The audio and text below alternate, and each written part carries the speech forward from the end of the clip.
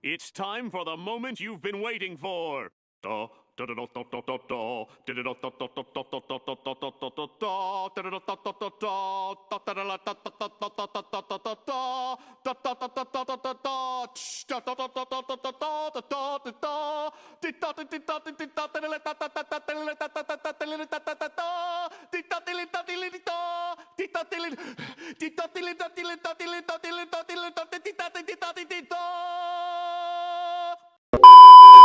Good evening, everybody, and welcome to Swiftly Sonic News. Today, we'll bring you breaking economic news, major policy changes that could impact businesses and consumers nationwide.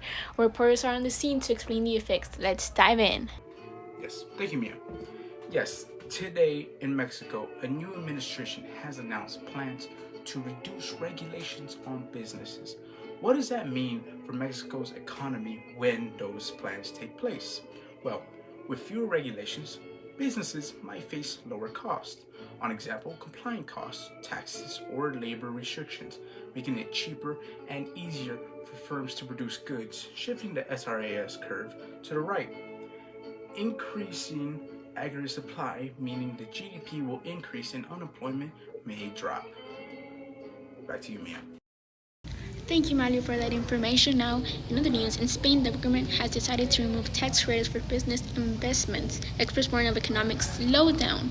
Let's go to our field correspondent. Why with you, Darius? Businesses invest less because they lose tax incentives, reducing capital spending.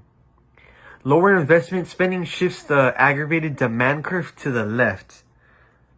However, if businesses start cutting costs like layoffs and reduce wages, the short-run aggravated supply could shift slightly left over time.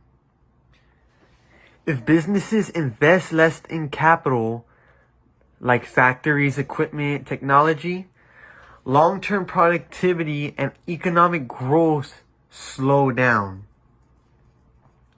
This means a reduction in the economy's potential output, shifting the LRAS, also known as the long-run aggravated shift curve, to the left, which means lower GDP growth and higher unemployment. Over time, reduced investment spending leads to slower growth in productivity and wages, which could increase unemployment. Thank you, Darius. Now, next up, we have an individual who we interviewed to give us his opinion. Okay, so as far as the Mexican government lowering regulations for small businesses, I think it could be a good and a bad idea. Good idea in that there's less taxes being paid. There's more businesses are able to stay open and they're not being shut down. Bad in the fact maybe this could affect the people, right, health-wise, depending on the type of service that we're given. But so it could be either positive or negative for the Mexican government. To summarize, deregulation may boost short-term growth, while removing tax credits could slow the economy. What will happen next? Stay tuned for more. This is Mia with Swiftly Sonic News, signing off.